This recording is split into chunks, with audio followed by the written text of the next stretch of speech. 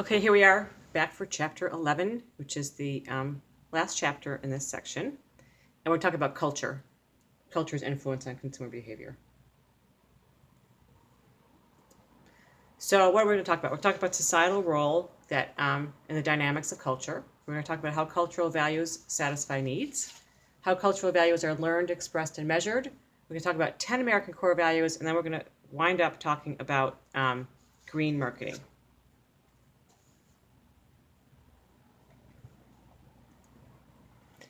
So what are levels of cultural norms?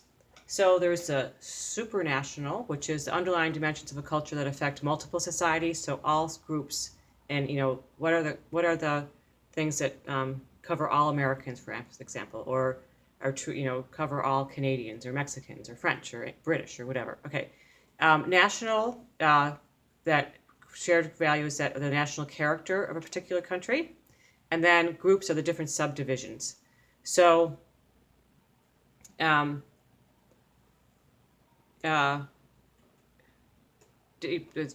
subcultures of groups. So, that the supranational level, excuse me, when we talk about youth, and youth is a big market for marketers. There's the in crowd, there's the pop mavericks, there's the networked intelligentsia. Those are in the know and network together. And then thrill renegades, people who are, really motivated by adrenaline and anarchy. They believe that law does not exist. So, just to give you a feel for that. Okay, so there's with culture and marketing, culture is always constantly changing, and what's acceptable and what's not acceptable. Moves. For example, women in the workplace, or what people wear, that kind of thing. And then cultural beliefs essentially reflect societal needs. So it offers some sort of order or direction, guidance for problem solving, tried and true methods of satisfying, different needs that people have, that kind of thing. Culture dictates what clothes are suitable for different occasions, what to wear at home, what to wear to school, to work, to your place of worship, to a fast food restaurant, to a movie theater, that kind of thing. Those are, it reflects the culture. Okay, so how do we learn about this stuff? This idea of cultural learning. There's formal learning that takes place when parents or older siblings and other family members teach younger members how to behave.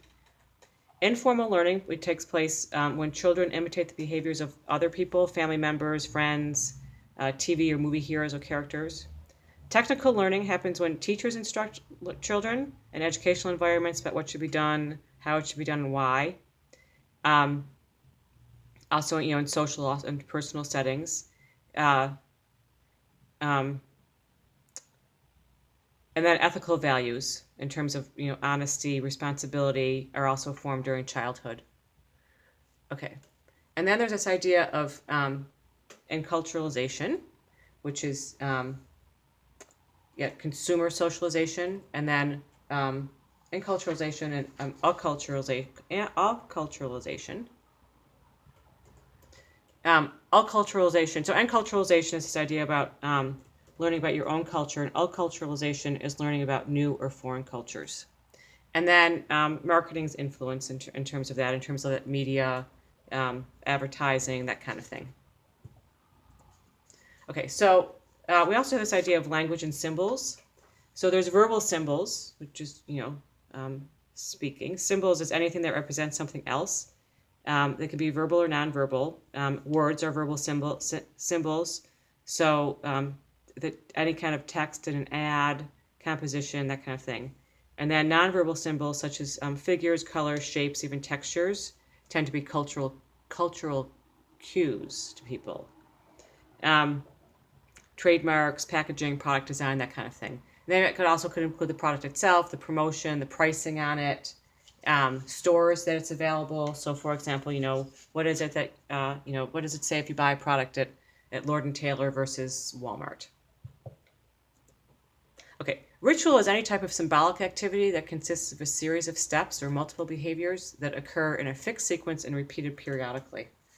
So there's, rituals can be public, they can be elaborate, they can be ceremonial, like a wedding.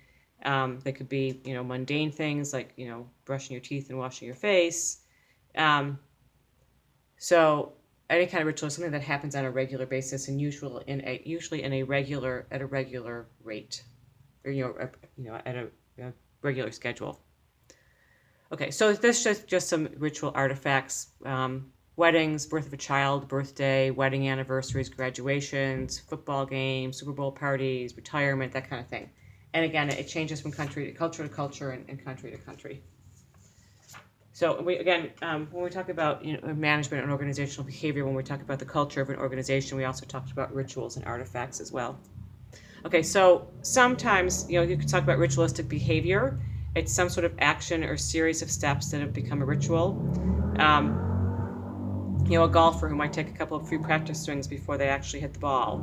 It's a ritualistic behavior. Personal care activities are ritualized. Washing your face, or brushing your teeth, or how you comb your hair, that kind of thing. So you might think about what are some rituals that you go through with yourselves or with your family. Religious rituals, educational, social, that kind of thing. And what kind of products are a part of that? Do you always, at Christmas time, do you always have a certain kind of, candy that you buy, or you always have a certain meal or something like that? So, and marketers often have a heavy influence on those choices. Okay, so how do you measure cultural value? So content analysis focuses on the content of a society's verbal, written, and pictorial communications, including what their promotional messages are. So what social cultural changes have occurred in a specific society as compared to other societies. Field observation essentially is just watching people, daily behavior of select members of a society. You might do interviews or focus groups. These are also, we talked about this in Marketing 1 when we talked about when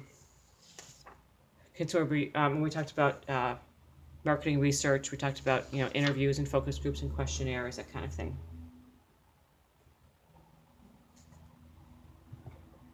Okay, so there's this whole idea of a value survey. It's a self-administered two-part values thing. So there are essentially 18 terminal values. So what is the end? What is it that you want to achieve? What is your end goal? Do you want to, is it to you want happiness, pleasure, freedom, self-respect, that kind of thing. So those are terminal values. And then 18 instrumental values, which is the methodology or the means or how you're going to achieve it. You're going to achieve happiness by being ambitious and honest, or by being polite, that kind of thing. So, how your level of morality you have, that kind of thing. These are just some different ways that people go through and marketers measure. There's also Gordon's survey.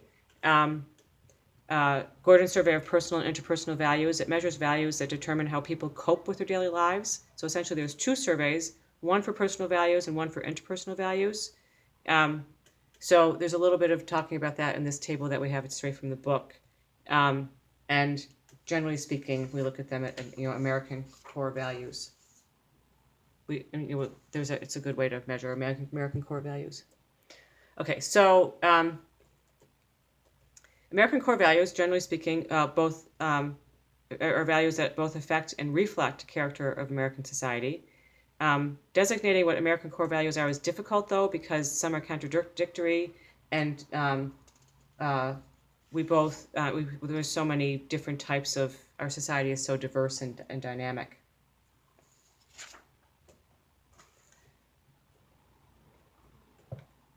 So how do you measure these core values? The value has to be pervasive. It has to have a significant portion of the United people and the American people that have accepted the value and used it to guide their behavior. It must be enduring. That is, that it has to have influenced Americans' actions over an extended period of time, for multi-generationally. And it must be related to some sort of consumption behavior, that it has to provide some sort of insight to help us understand U.S. consumption behaviors. Okay, so drum roll, please. What are these 10 American core values that we have? Definitely, achievement and success, without doubt. Um, we're very interested in how, the American dream to, do better than the previous generation. This idea of materialism, having a lot of things, having a nice house, having a nice car, maybe having a vacation home. Time and activity, essentially how you spend your time and what you do. Also, this idea of deadlines and promptness and that kind of thing. So essentially, in our country, we hold time in high regard because we can accomplish more and be more productive if we use time wisely, keep busy and don't waste time. Also, this whole idea of individualism. Americans are very individualistic, but on the other hand, we're an individualist society as opposed to a collectivist society. So we, it's every man for himself, but there's a certain level of conformity. We definitely, without doubt, idolize youthfulness, and you can see that with people so interested in maintaining a youthful look and physique and that kind of thing. Okay, efficiency and practicality is also very important for Americans. That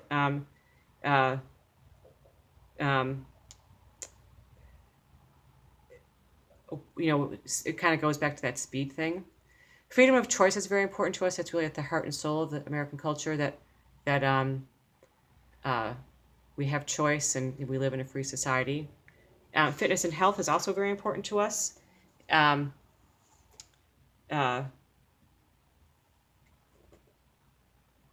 To be as healthy, and also that kind of plays into the whole idea of the youthfulness too.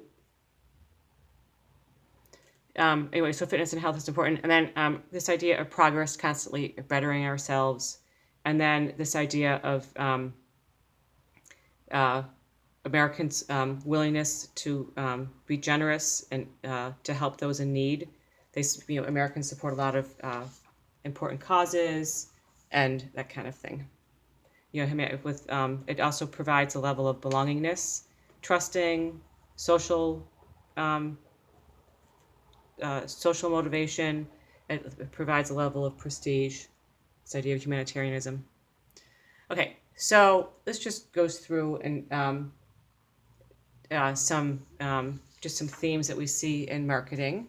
Achievement and success will, hard work and excelling lead to life success. So a promotional theme might be our car members experience more, you're worth it, that kind of thing. Time and activity, a new challenge daily, be prepared for a lifetime, that kind of thing. So you can go through it and talk about and read those on your own. Okay, so also more American core values. It would go through this, just again, the individualism, conformity, freedom of choice, youthfulness, ecological responsibility, all that kind of thing. Okay, so there is this new trend in terms of green marketing. We're very interested in green marketing. This whole idea with there's issues of climate change and that kind of thing. So it's the producing and promoting reusable and eco-friendly products to take care of this idea of sustainability. So, providing for the needs of this generation while also being able to provide for the needs of the next.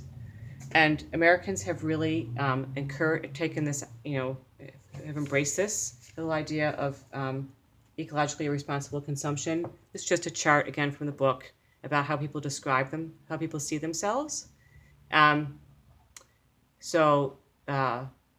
Who considers themselves to be green, who encourages others, they feel responsible for it. You can go through it. Just gives an idea that almost 60% of Americans believe that they are somewhat green. I'm sorry, they are somewhat, but not all green. You can just go through and read those. So our attitude towards ecology, so to speak. Okay, and then let's just there's a final chart here with green technology. Again, the green is rarely or never. The brown is sometimes, and the blue is always or often. So purchasing organic products down to turning off unneeded light when leaving a room. People who recycle, that kind of thing. So this is, on the one hand, it's, you see that blue line sort of increasing as you go down, and the green line decreasing as you go down. So, people are, it might not be something that everybody is doing in the States, but it certainly is something that people are working towards. So, okay, so that wraps up chapter 11 in terms of culture, and that's it for this section. Okay, thanks guys, and as always, if you have any questions, please be in touch. Thanks.